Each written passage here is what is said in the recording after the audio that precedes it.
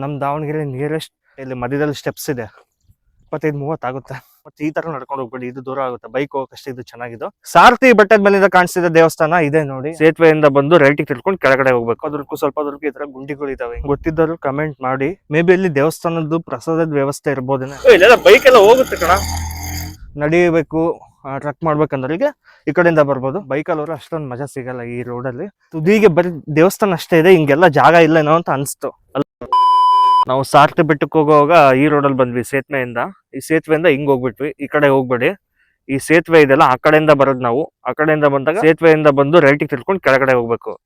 ಅವಾಗ ಸಾರಥಿ ಬೆಟ್ಟಕ್ಕೆ ಹೋಗ್ತೀವಿ. ನಾವೇನ್ ಮಾಡಿದ್ವಿ, ಆ ಸೇತುವೆಯಿಂದ ಬಂದು ಸೀದಾ ಹಿಂಗ್ ಹೋದ್ವಿ. ಹಿಂಗೆ 2-3 ಕಿಲೋಮೀಟರ್ ಹೋಗಿ ಈಗ ವಾಪಸ್ ಬರ್ತಿದೀವಿ. ಅಟ್ಲೀಸ್ಟ್ ನೀವು ಯಾರನ್ನ ಲೋಕಲ್ಸ್ನ ಕೇಳಿ, ಗೊತ್ತಾಗಿಲ್ಲ ಅಂತಂದ್ರೆ. ನೋಡಿ ಇವರೆಲ್ಲ ಅಲ್ಲಿಂದ ಹೋಗಿ ಹೋಗಿ ಬರ್ತಿದ್ದಾರೆ. ಇವತ್ತು ಸಂಡೇ ಅಲ್ವಾ.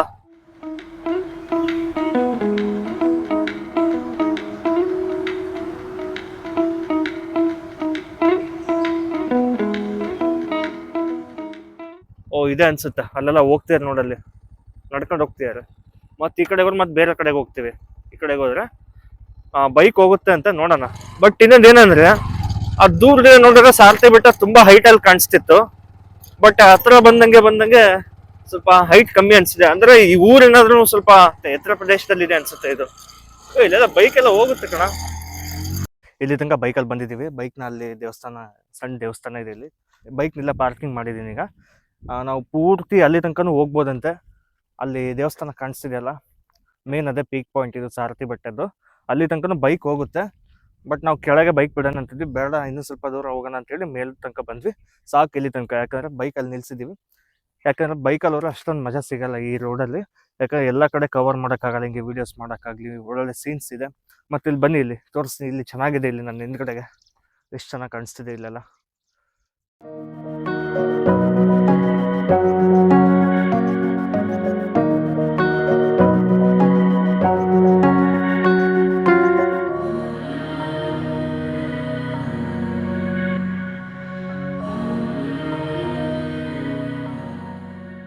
ಇಲ್ಲಿಂದ ಹೆಂಗ್ ನಡ್ಕೊಂಡು ಹೋಗ್ಬೇಕು, ಮತ್ತೆ ಈ ತರ ನಡ್ಕೊಂಡು ಹೋಗ್ಬೇಡಿ, ಇದು ದೂರ ಆಗುತ್ತೆ. ಬೈಕ್ ಹೋಗಕ್ಕಷ್ಟೇ ಇದು ಚೆನ್ನಾಗಿದ್ದು.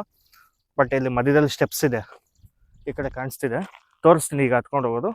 ಇಲ್ಲಿಂದ ನಾವು ಅಲ್ಲಿಗೆ ಬೇಗ ರೀಚ್ ಆಗ್ತೀವಿ. ಇಷ್ಟ ಹೈಟಲ್ಲಿ ಬಂದಿದ್ದೀವಿ ನಾವು. ಕೆಳಗಡೆ ಕಾಣಿಸ್ತಿದೆ ಊರು. ಇನ್ನು ಮೇಲೆ ಹೋದಂಗೆ ಇನ್ನೂ ಚೆನ್ನಾಗಿ ಕಾಣುತ್ತೆ. ಬನ್ನಿ, ಲೆಟ್ಸ್ ಗೋ.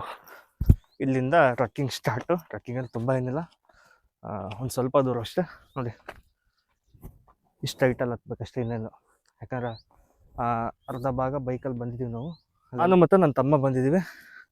ಮೇಲ್ಗಡೆ ಯಾವ ಥರ ವ್ಯೂ ಕಾಣುತ್ತೆ ಅಂತೇಳಿ ತೋರಿಸ್ತೀನಿ. ಸಾರಥಿ ಬೆಟ್ಟ ಅದು ನಮ್ಮ ದಾವಣಗೆರೆ ನಿಯರೆಸ್ಟ್ ಅಂದರೆ ಒಂದು 25-30 ಆಗುತ್ತೆ.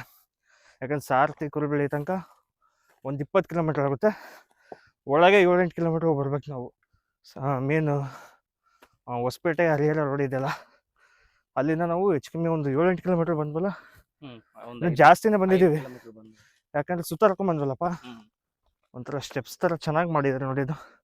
ಇದು ಯಾರನ್ನ ಮಾಡಿದಲ್ಲೇನಪ್ಪ, ಇದು ಸ್ಟೆಪ್ಸ್ ಮಾಡ್ದಂಗೆ ಐತಲ್ವ ಇದು. ಯಾಕಂದ್ರೆ ಕಲ್ಲುಗಳೆಲ್ಲ ಇಟ್ಟಿರೋದಿದ್ನ. ಅದೇ, ಯಾಕಂದ್ರೆ ಗೊತ್ತಾಗುತ್ತೆ. ಯಾಕಂದ್ರೆ ಇಷ್ಟಿಷ್ಟು ಹೈಟಲ್ಲಿ ಇಲ್ಲೆಲ್ಲ ಸುತ್ತಮುತ್ತ ಅಷ್ಟೊಂದಿಲ್ಲ. ಒಂದು ಮಾಡಿರ್ಬೋದು, ಇಲ್ಲಾಂದ್ರೆ ಹತ್ತಿ ಇದು ಸ್ಟೆಪ್ಸ್ ಥರ ಆಗಿರ್ಬೋದು. ಎರಡು ಚಾನ್ಸ್ ಐತಲ್ಲ. ನೋಡಿ, ಇಲ್ಲಿ ಮೇಲೆ ಹತ್ತಂಗೆ ಅಲ್ಲಲ್ಲಿ ಸ್ವಲ್ಪ ದೂರಕ್ಕೂ ಈ ಥರ ಗುಂಡಿಗಳು ಇದ್ದಾವೆ. ಹಿಂಗೇಕ ಇದು ಏನಕ್ಕಂತ ಗೊತ್ತಿಲ್ಲ. ಗೊತ್ತಿದ್ದರು ಕಮೆಂಟ್ ಮಾಡಿ. ನನಗೇನೋ ಏನಾರ ಅಗ್ರಿಕಲ್ಚರ್ ಪರ್ಪಸ್ಗೆ ಏನಾದ್ರು ಯೂಸ್ ಮಾಡ್ತಿರ್ಬೇಕೇನೋ ಅಂತ. ಬಟ್ ಏನಕ್ಕಂತ ಕರೆಕ್ಟಾಗಿ ಗೊತ್ತಿಲ್ಲ. ಗೊತ್ತಿದ್ದರು ಈ ವಿಡಿಯೋ ನೋಡ್ತಿದ್ರು, ಈಗ ಯಾರಿಗಾರು ಗೊತ್ತಿದ್ರೆ ಪ್ಲೀಸ್ ಕಮೆಂಟ್ ಮಾಡಿ ಅದು ಏನಕ್ಕೆ ಅಂತ. ದಾವಣಗೆರೆಯಿಂದ ಸೇತುವೆ ತೋರಿಸಿದ್ನಲ್ಲ, ಅಲ್ಲಿ ತನಕ ಒಂದು 23 ಕಿಲೋಮೀಟರ್ ಆಗುತ್ತೆ. ನಾವು ದಾವಣಗೆರೆಯಿಂದ ಬಂದಾಗ ರೈಟ್ ಸೈಡ್ ಬರುತ್ತೆ ಆ ಸೇತುವೆ. ರೈಟ್ ಸೈಡಿಂದ ಕೆಳಗೆ ಇಳಿದು ಬರ್ಬೇಕು ನಾವು. ಅಲ್ಲಿಂದ ಒಂದು 3-4 ಕಿಲೋಮೀಟರ್ ಆಗ್ಬೋದು. ಟೋಟಲ್ ಈ ಒಂದು ಸಾರಥಿ ಬೆಟ್ಟಕ್ಕೆ ಒಂದು 28 ಇಲ್ಲ 30 ಕಿಲೋಮೀಟರ್ ಒಳಗೆ ಆಗುತ್ತೆ ದಾವಣಗೆರೆಯಿಂದ. ಒಂದು ಬ್ಯೂಟಿಫುಲ್ ಪ್ಲೇಸ್ ಇದು. ನಮ್ಮ ದಾವಣಗೆರೆಯಲ್ಲಿ ಯಾವುದೋ ಒಂದು ಒಳ್ಳೆ ಪ್ಲೇಸ್ ಇಲ್ಲ ಅಂತ ಹೇಳೋರಿಗೆ ಇದೊಂದು ಜಾಗ. ತುಂಬ ಚೆನ್ನಾಗಿದೆ. ಶನಿವಾರ ಭಾನುವಾರ ಅಂತಲ್ಲ, ಒಟ್ಟಿಗೆ ಯಾವಾಗಾದ್ರೂ ಬನ್ನಿ. ಇಲ್ಲಿ ನಿಮ್ಮ ಊರಿನಲ್ಲಿ ಏನಿದೆ ಅಂದ್ರಲ್ಲ, ಸಾರಥಿ ಬೆಟ್ಟ ಇದೆ. ಈ ಥರ ತುಂಬ ಪ್ಲೇಸಸ್ ಇದ್ದಾವೆ. ಅಂದರೆ ಸೂಳೆಕೆರೆ ಇದೆ, ಕೊಂಡಜ್ಜಿ ಕೆರೆ ಇದೆ, ಕುಂದ್ರೋಡ್ ಕೆರೆ ಇದೆ, ದೇವ್ರ ಬೆಳ್ಳೆ ಕೆರೆ ಇದೆ, ನೀರ್ತಡಿ ಇದೆ, ಭೀಮೇಶ್ವರ ಟೆಂಪಲ್ ಇದೆ, ನೀಲ್ಗುಂದ.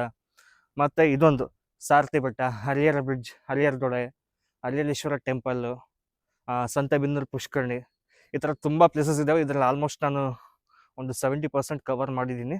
ಇದು ಇವತ್ತು ಇಲ್ಲಿಗೆ ಬಂದಿದ್ದೀನಿ. ಟ್ರಕ್ಕಿಂಗ್ ಪ್ಲೇಸ್ ಯಾವುದಿಲ್ಲ ಅಂತ ಅಂದ್ಕೊಂಡ್ರೆ ಈ ಜಾಗಕ್ಕೆ ಬನ್ನಿ. ಮರ್ತೇ ಬಿಟ್ಟೆ, ಬಾತಿಗುಡ್ಡ ಒಂದಿದೆ.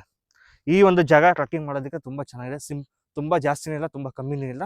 ಟ್ರಕ್ಕಿಂಗ್ ಮಾಡೋಕ್ಕಾಗಿಲ್ದವ್ರಿಗೆ ನಾವು ಆವಾಗಲೇ ಹೇಳಿದ್ನಲ್ಲ, ರೋಡಲ್ಲಿ ಬರ್ಬೋದು ಅಂದಲ್ಲ, ಅಲ್ಲಿಂದ ತೋರಿಸಿದ್ನಲ್ಲ ಆ ರೋಡ್ ಇಲ್ಲಿಗೆ ಬಂದು ರೀಚ್ ಆಗುತ್ತೆ. ಬೈಕಲ್ಲಿ ಬಂದರೆ ನಾವು ಈ ದೇವಸ್ಥಾನಕ್ಕೆ ರೀಚ್ ಆಗ್ತೀವಿ. ನನ್ನಿಂದೆ ಕಾಣಿಸ್ತಿದೆ ನೋಡಿ, ಈ ದೇವಸ್ಥಾನಕ್ಕೆ ರೀಚ್ ಆಗ್ತೀವಿ. ದೇವಸ್ಥಾನ ತುದಿಗೈತೇನೋ, ಅಲ್ಲಿ ನಿಂತ್ಕೊಳಕ್ಕೂ ಜಾಗ ಇಲ್ಲನೋ ಅಂತ ಫೀಲ್ ಬರುತ್ತೆ ಅಲ್ಲಿ ಕೆಳಗಿಂದ ದೂರದಿಂದ ನೋಡಿದಾಗ. ಬಟ್ ನೋಡಿ, ದೇವಸ್ಥಾನ ಸುತ್ತ ಎಷ್ಟು ಜಾಗ ಇದೆ. ಮೇ ಬಿ ಅಲ್ಲಿ ದೇವಸ್ಥಾನದ್ದು ಪ್ರಸಾದದ ವ್ಯವಸ್ಥೆ ಇರ್ಬೋದೇನೋ, ಯಾಕಂದರೆ ಪಾತ್ರೆಗಳೆಲ್ಲ ಇದೆ, ಸೌದೆ ಇದೆ, ಒಲೆಗಳಿದ್ದಾವೆ, ಗೊತ್ತಿಲ್ಲ. ಜಾತ್ರೆ ಮಾಡೋದಕ್ಕನೋ ಅಥವಾ ಪ್ರಸಾದದ್ದು ವಾರ ಪ್ರಸಾದ ಕೊಡ್ತಾರೆ ಏನೋ ಗೊತ್ತಿಲ್ಲ. ಬಟ್ ಗೊತ್ತಿದ್ದಾರೆ ನೀವೇ ಹೇಳಿ. ಕೊನೆಗೂ ನಾವು ಬಂದು ರೀಚ್ ಆದ್ವಿ ಸಾರಥಿ ಬೆಟ್ಟದ ತುದಿಯಲ್ಲಿರುವ ಆಂಜನೇಯ ಸ್ವಾಮಿ ದೇವಸ್ಥಾನದ ಹತ್ರ. ನೋಡಿ ದೇವಸ್ಥಾನ, ಇದೇ ದೇವಸ್ಥಾನ, ಇದೇ ಪೀಕ್ ಪಾಯಿಂಟು ಆಂಜನೇಯ ದೇವಸ್ಥಾನ. ಇಲ್ಲ ಆ ಕಡೆಗೆ ಮತ್ತೆ ಆ ಕಡೆಗೆ ಹೋಗ್ಬೋದೇನಲ್ಲ. ಆ ಕಡೆಗೆ ಒಂದು ಜಾಗ ಇದೆ, ನೋಡೋಣ. ಅದು ಪೀಕ್ ಪಾಯಿಂಟಾ ಅಥವಾ ಇದು ಪೀಕ್ ಪಾಯಿಂಟಾ ಗೊತ್ತಿಲ್ಲ. ಅಲ್ಲ ನೋಡೋಣ, ಅದು ಎಷ್ಟು ಹೈಟ್ ಐತೆ ಮೇಲೋದ್ಮೇಲೆ ಗೊತ್ತಾಗುತ್ತೆ. ಇದ ಅಂತ ಪೀಕ್ ಪಾಯಿಂಟ್ ಗೊತ್ತಾಗುತ್ತೆ.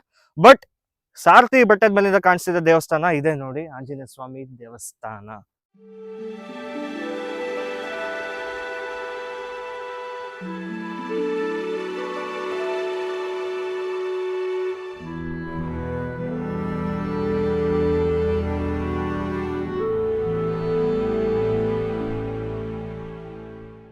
ಎಷ್ಟು ಪೀಸ್ ಆಗಿದೆ ಗೊತ್ತಾ ಈ ಒಂದು ಜಾಗ.